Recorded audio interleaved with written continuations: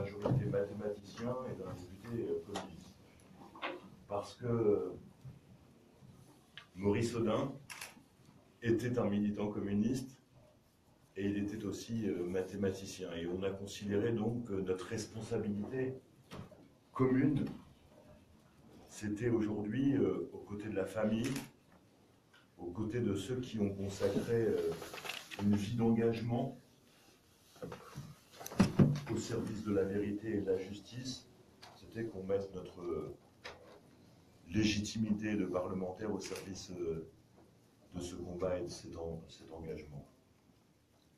Dès le début de cette affaire, et on laissera évidemment à Josette, si elle le souhaite, le soin de s'exprimer et à ceux qui l'entourent, dès le début de cette affaire, le mensonge fabriqué est devenu d'une certaine manière un mensonge d'État. Toute la vérité n'est pas bonne à dire, et cette vérité devant l'opinion a pu conduire à une remise en cause de la répression, l'horreur mise en œuvre en Algérie. Je serai court, mais je veux rappeler devant vous qu'en 2014, pour la première fois au plus haut niveau de l'État, François Hollande, pour ne pas le citer, a reconnu que Maurice Audin était bien mort pendant sa détention, et non pas évadé, comme les archives fabriquées l'avaient suggéré. Aujourd'hui même, les plus prudents des historiens, et de nombreux historiens se sont penchés sur cette affaire, les plus prudents des historiens reconnaissent, admettent que Maurice Audin, comme communiste engagé, a été victime de la torture et du système répressif, et reconnaissent que de fait la responsabilité de l'État est engagée. Aujourd'hui, l'initiative que nous organisons, en prolongement des différents combats menés avant nous, vise à obtenir une reconnaissance officielle devant l'opinion. Et je me permets de le dire, Cédric le dira avec ses mots, l'engagement de la responsabilité de l'État dans la disparition et dans l'assassinat de Maurice Audin. Voilà le sens de cette initiative. Je propose à Cédric de compléter mon propos, et ensuite Josette nous dira ce qu'elle souhaite. Merci beaucoup. Quand mon collègue Sébastien Jumel m'a proposé le principe de cette conférence de presse commune, j'ai tout de suite accepté. On est face à une affaire et une situation où les clivages entre majorité et opposition n'ont pas lieu d'être pris en compte. Nous sommes face à une affaire qui nous interpelle en tant qu'humains, en tant que Français, engagés au service de la vérité et de la mémoire et du progrès de la nation. Le choix de la date est hautement symbolique, 14 février, anniversaire de Maurice Audin, et le choix aussi de parler non seulement de ce qu'on a pu appeler l'affaire Audin, mais aussi de l'homme qu'il était, de ses engagements. Sa fille Michèle Audin vient de publier un ouvrage qui lui est dédié, Une vie brève, dans lequel elle insiste sur ce en quoi il croyait. Et le fait que nous puissions être là, légitimes, avec, d'une part, l'engagement communiste de mon collègue, d'autre part, mon engagement de mathématicien, au service de la société l'un et l'autre. Le fait d'ailleurs que la mathématique française, historiquement, a été très marquée et influencée par le communisme, plaidait pour cette conférence de presse jointe, et pour qu'on rappelle les idéaux pour lesquels Maurice Audin a vécu et pour lesquels il est mort. Ma propre implication, je l'évoquais la semaine dernière dans un entretien au journal L'Humanité, elle est nourrie de multiples sources. D'abord, mon histoire familiale, comme celle de beaucoup de Français, a été marquée par l'Algérie, territoire dans lequel mes deux parents sont nés. Je fais partie du groupe d'amitié franco-algérien à l'Assemblée nationale. Je me rends régulièrement en Algérie. j'ai donné des interviews à des journaux tels que Liberté, et je crois en la coopération, j'en reparlerai, entre ces deux pays. J'ai connu le nom d'Odin, pas par Maurice, mais au départ par Michel et Pierre, ses enfants, bien connus dans la communauté mathématique. Pierre, à mes côtés, est devenu un vrai ami. Il a consacré sa carrière à la diffusion des sciences, à l'animation des sciences, en particulier à travers une action très remarquée au Palais de la Découverte. Et c'est un engagement que j'ai porté moi aussi. Pierre m'a refilé pas mal d'astuces et à l'occasion prêté de bons coups de main. Et y compris quelques astuces dont vraiment il avait le secret. J'ai connu aussi assez tôt Michel Odin, mathématicienne qui a fait une brillante carrière internationale, connue aussi en tant qu'historienne des sciences. Et à travers ces trois composantes, recherche, histoire des sciences, travail sur la diffusion mathématique, je reconnais moi-même beaucoup de mes engagements. Et puis j'ai connu plus tard le nom de Maurice Odin, l'affaire Odin comme on l'a dit, à travers plusieurs sources, des récits qu'ont pu m'en faire des mathématiciens âgés comme Pierre Cartier, et puis le fait qu'en tant que directeur de l'Institut Henri Poincaré, je me suis retrouvé président du jury du prix Maurice Odin, prix de mathématiques, fondé à la mémoire de Maurice Odin, refondé par mon collègue décédé assez récemment, Gérard Tronel, pour lequel j'ai participé à des hommages à Paris et à Alger.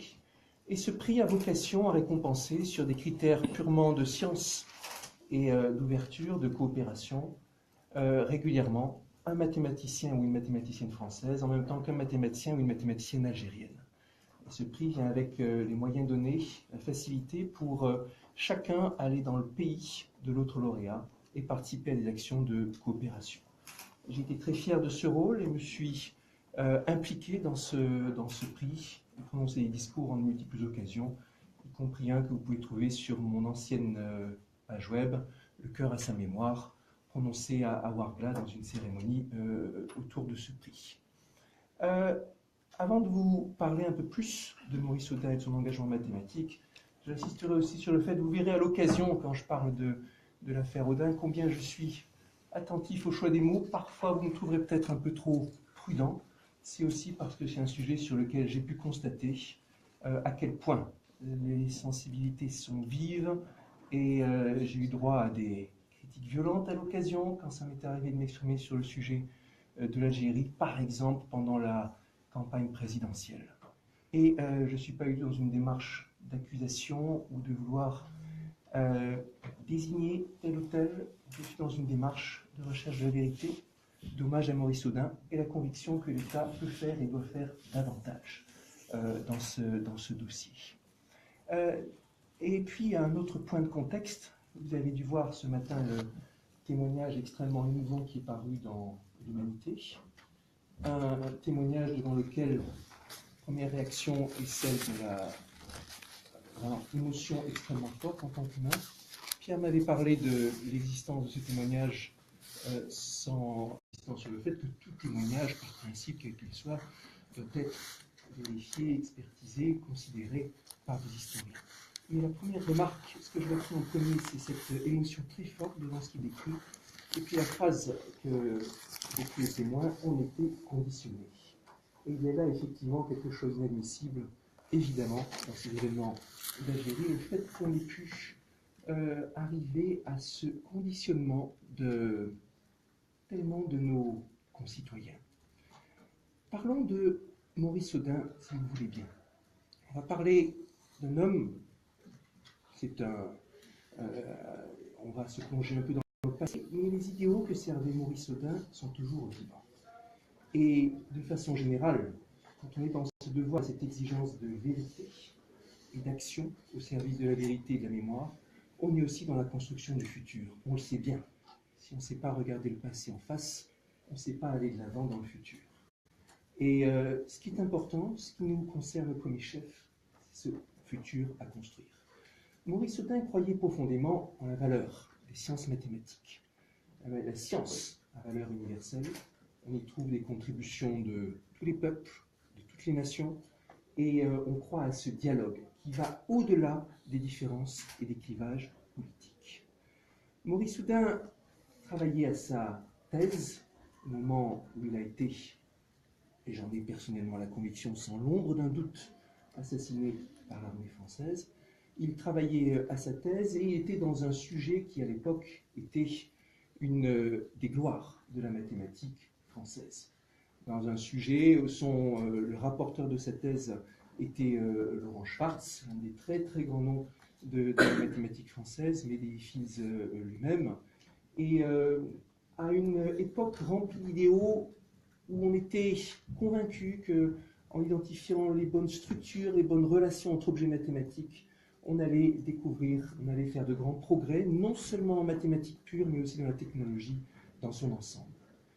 Sa thèse a été soutenue après son décès de façon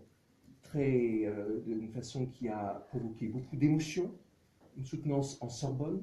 Je me suis replongé tout à l'heure dans l'article que Le Monde a publié à cette époque, en 1957, pour rendre compte de la soutenance, qui nous montre toute la communauté scientifique soudée autour de cet événement, mais aussi bien au-delà de la communauté scientifique. Et l'article estime que pas moins d'1 millier de personnes avaient fait le déplacement pour venir assister à la Sorbonne. Plus de la moitié avait dû rester à la porte de l'amphithéâtre. Parmi la foule, on trouvait des personnalités comme le mathématicien André Chnerowitz, extrêmement influent non seulement en sciences mais par rapport à la société. On trouvait aussi quelqu'un comme François Mauriac. De Possel, qui était le directeur de thèse, a fait l'exposé lui-même. La thèse a été soutenue donc en l'absence de l'impétrant, et il a été demandé aux personnes présentes, au lieu d'applaudir, comme c'est la tradition à l'issue d'une soutenance, d'observer une minute de silence. On voit ici comme à travers cette manifestation scientifique étaient passés des messages d'universalité et de solidarité pour la société. Je reviens sur cette idée que j'évoquais tout à l'heure à propos du parcours des enfants de Maurice Oudin. La science, ce n'est pas seulement une affaire de scientifiques. C'est un projet de société, c'est un projet au service de l'humanité. De gens qui croient au progrès, quelle que soit leur conviction. Et c'est un enjeu aussi dans le cadre de la science que de nouer des ponts entre les nations, entre les pays. Dans le cas de l'Algérie, pour rendre hommage à Maurice Oudin, il est très important que nous réussissions cette coopération, cette collaboration poussée en termes d'institutions au sujet des sciences. Un dernier mot maintenant pour revenir sur la question de ce que l'État peut faire et doit faire dans le cas de Maurice Oudin. Ça a été souligné par mon collègue Jumel, il y a un pas important qui a été accompli par le président Hollande quand il a déclaré que les archives étaient ouvertes et quand il a annoncé publiquement, dans une lettre que j'ai pu lire à l'occasion de la cérémonie du prix Maurice Oudin, que Maurice Oudin ne s'était pas évadé et qu'il était décédé durant sa captivité. Le président Hollande ne s'engageait pas plus loin. J'ai eu l'occasion de rediscuter de cette action avec des personnes qui ont été impliquées dans le suivi, avec Jean-Yves Le Drian, avec le président Macron. Et ma conviction, c'est que d'abord, le président Macron en a fait part dans une note dont j'ai fait part aussi à la famille, de son intime conviction que Maurice Oudin a été effectivement assassiné par l'armée française. Et je suis convaincu, et j'appelle de mes voeux, qu'il y ait davantage d'expressions officielles à ce sujet. Ensuite, je pense que c'était un pas très important d'ouvrir les archives. Je pense que davantage peut être fait en termes d'accompagnement de la démarche de la famille et de façon de mettre tout en œuvre pour ce travail de vérité. Il est possible que malgré toute la bonne volonté du monde, aucune archive, aucun document n'émerge pour affirmer, d'une façon que l'État reconnaisse comme certaine, ce qui s'est passé exactement. Il n'empêche, c'est le devoir de l'État de tout mettre en œuvre pour que cela puisse être possible. Faire travailler les historiens, faire travailler le débat public, favoriser la collaboration et les échanges de part et d'autre de la Méditerranée à ce sujet. Et j'appelle de mes voeux qu'il y ait une expression publique du plus haut niveau qui s'engage sur ce sujet et qui vienne aussi accompagner humainement la famille. On parle ici de grands idéaux, on parle ici de combat, mais avant cela, avant tout, il y a une famille qui souffre depuis 60 ans, et c'est notre devoir de répondre à cette souffrance. Non pas pour accuser ou incriminer quelqu'un en particulier, mais pour assumer cette exigence de regarder la vérité en face et pour aller de l'avant. Je vous remercie. Merci Cédric. Joseph.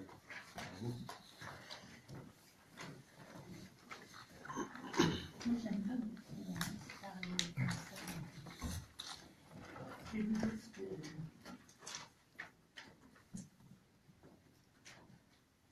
Donc, c'était il y a plus de 60 ans. Avec Maurice, nous vivions dans un beau pays, l'Algérie, un pays que nous aimions. C'était notre pays. Aussi, en 1954, commença la guerre d'Algérie.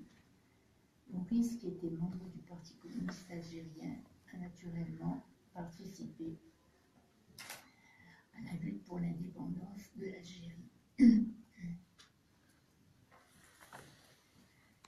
Il menait de front son travail d'enseignant à la faculté d'Alger, son travail de recherche pour la thèse qu'il préparait et ses activités militantes, sans négliger le rôle de père de 3 jeunes enfants, 3 ans, 20 mois et 1 mois, au moment de son arrestation. Car dans la nuit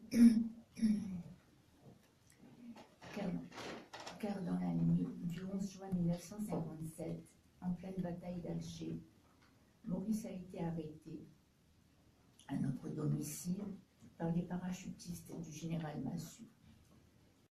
Les gouvernants français avaient donné les pleins pouvoirs à l'armée française et à ses parachutistes de sinistre mémoire. Les pouvoirs spéciaux, c'était en Algérie le règne du non-droit, le règne de la torture et de l'exécution sommaire. Alors, comme cela est arrivé à une multitude d'autres Algériens, Maurice a été gardé au secret dans les locaux où les paras torturaient sans torturer leurs prisonniers. Il a été torturé à mort. Il a disparu sans qu'on ne puisse savoir jamais ce qu'il était vraiment advenu de lui. En France, de nombreux intellectuels se sont émus et ont protesté. Des comités mauriceaudiens ont été créés. La soutenance in absentia de la thèse de Maurice a été organisée à la Sorbonne dans le même temps où était publiée la question de Henri Allais. Sans doute tout cela a-t-il participé à la prise de conscience et à la volonté des Français de voir cette sale guerre se terminer. Mais une fois la guerre finie, non seulement les tortionnaires n'ont jamais été sanctionnés, mais on leur a attribué les plus hautes décorations. Et fiers de leur savoir-faire, ils sont allés enseigner leur méthode de tortionnaire dans les dictatures des pays d'Amérique latine, par exemple. Et jamais ils n'ont voulu révéler ce qui était vraiment arrivé à Maurice. Maintenant, tous ces militaires impliqués dans l'affaire Audin sont morts tranquillement ou vont bientôt mourir sans jamais avoir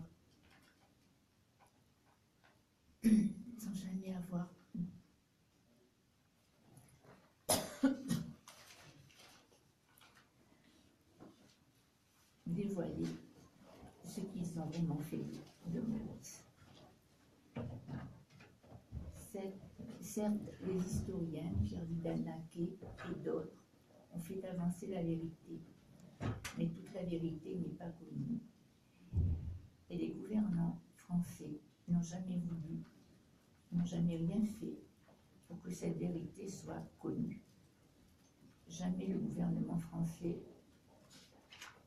ou le chef de l'État n'ont reconnu ni confirmé l'emploi de la torture pendant la guerre d'Algérie. Alors, je souhaite vraiment, et j'espère ne pas être la seule, que la France, pays des droits de l'homme, condamne haut et fort la torture, ceux qui l'ont ordonnée et ceux qui l'ont utilisée.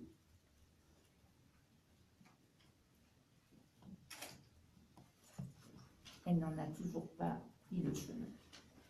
Je m'arrête, je m'excuse, hein, j'ai du mal à parler. Merci Josette, cette émotion est évidemment... Waouh! Josette a perdu un mari innocent et on mesure à quel point son combat citoyen inlassable durant 60 ans rend service encore aujourd'hui à notre pays. Parce qu'il a vocation à réconcilier la République autour de ses valeurs fondamentales. C'est aussi ça qui nous rassemble ce matin. Nous croyons ici en la République, en la nation et en ses capacités à rassembler, à progresser.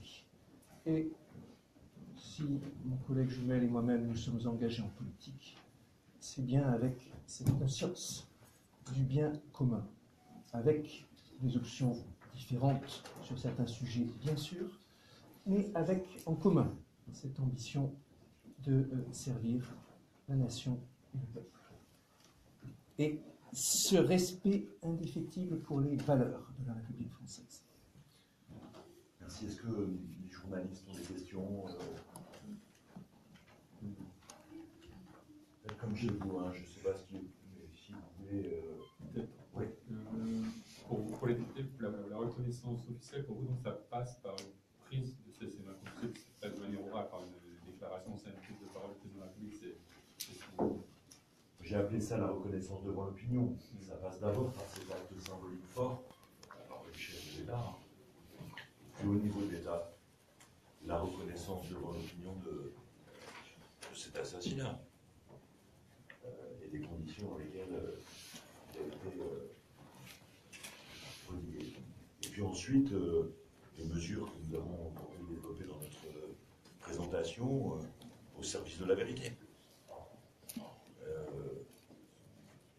Il y a quelque chose de compliqué, on ne peut pas commencer à dire du prénom des archives, puisque les archives ont été de manière fabriquée institutionnellement au service de la contre-vérité. Donc on voit que ça ne suffit pas, cela. Et donc voilà, c'est de ça dont il s'agit, et puis reconnaissance et justice d'une certaine manière.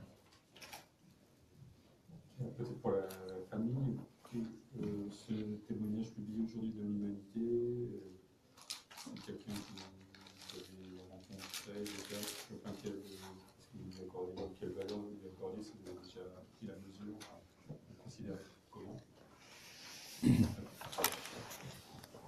On ne l'a pas rencontré personnellement, on en a entendu parler avant publication par Thomas Delangage.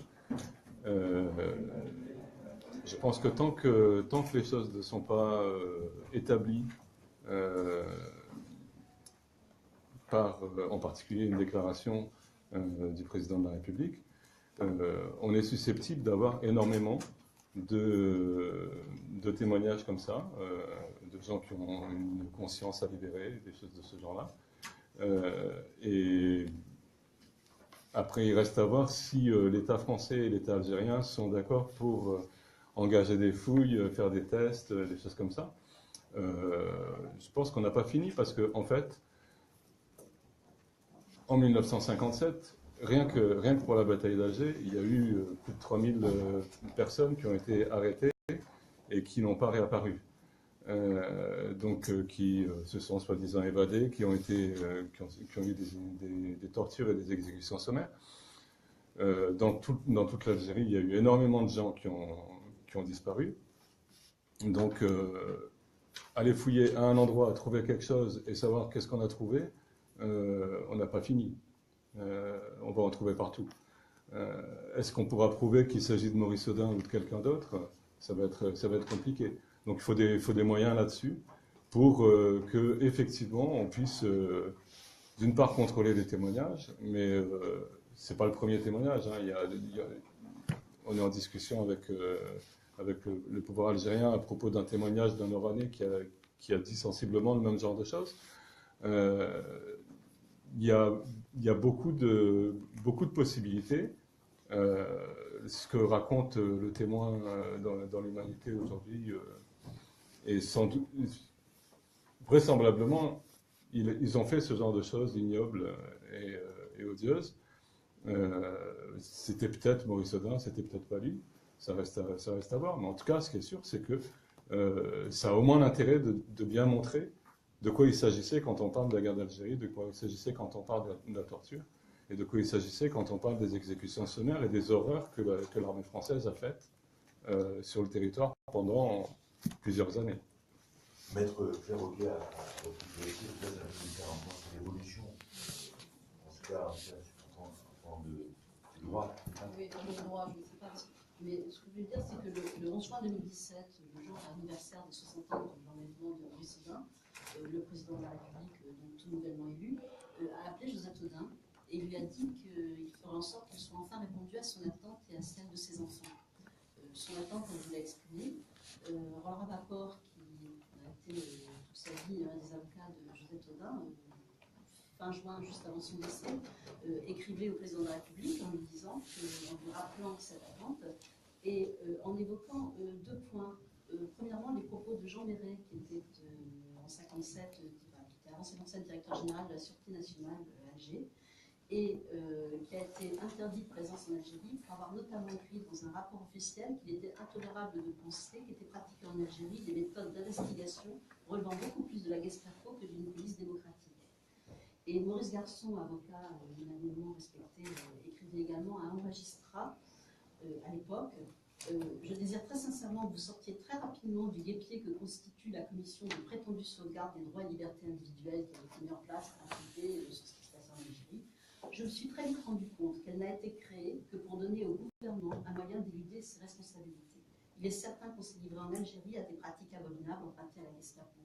C'était des paroles de gens qui avaient été des résistants, hein, qui savaient de quoi ils parlaient à propos des méthodes de la Gestapo.